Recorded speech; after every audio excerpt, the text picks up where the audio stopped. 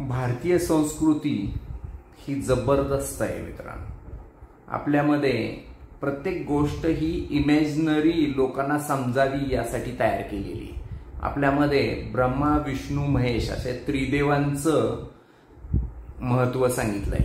पण गंमत बघा, हे तीन देव वेगवेगळं कार्य करतात. ब्रह्मा काय काम करतो तर ब्रह्मा हा जन्म देण्याचं कार्य करतो, म्हणजे सृष्टीचा जन्म ब्रह्माकडनं झाला असं म्हटलं जातं.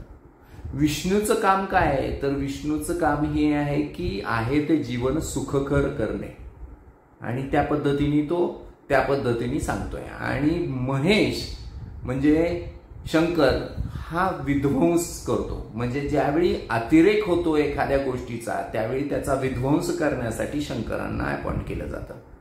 तर ब्रह्मा विष्णू आणि महेश या पद्धतीने होता. त्यातले विष्णूंचं काम काय तर विष्णूंच्या बाबतीत सुद्धा हे सगळं इमॅजिनरी आणि प्लॅनली केलेलं आहे. तर त्याच्याकडे 2 वाहन आहेत. 2 वाहनामधलं पहिलं वाहन आहे जो तो समुद्रामध्ये राहतोय तिथं, तर ते वाहन आहे एक सर्प.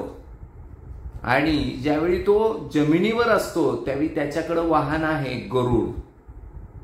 आता सर्पामधनं काय बोध घ्यायचा आहे तर आपली दृष्टी ही सर्पदृष्टी असते. सर्पदृष्टी म्हणजे जवळच फक्त दिसतं, आणि गरुड ही दूरदृष्टी असते. गुंतवणुकीमध्ये सुद्धा किंवा जीवनामध्ये सुद्धा आपल्याला सर्पदृष्टी आणि गिधड दृष्टी म्हणजे दूरदृष्टी अशा 2 दृष्ट्या असल्या पाहिजेत. की जी शॉर्ट टर्मचं प्लॅनिंग करणारी असेल ती सर्पदृष्टी, आणि दूरचं प्लॅनिंग करणारी असेल तर गिद्ध दृष्टी. कारण काय तर दोन्हीचीही तेवढीच गरज आहे. जीवनामध्ये शॉर्ट टर्म आणि लॉंग टर्म दोन्हीचाही परिणाम आपल्याला करून घेता आला पाहिजे. थँक्यू.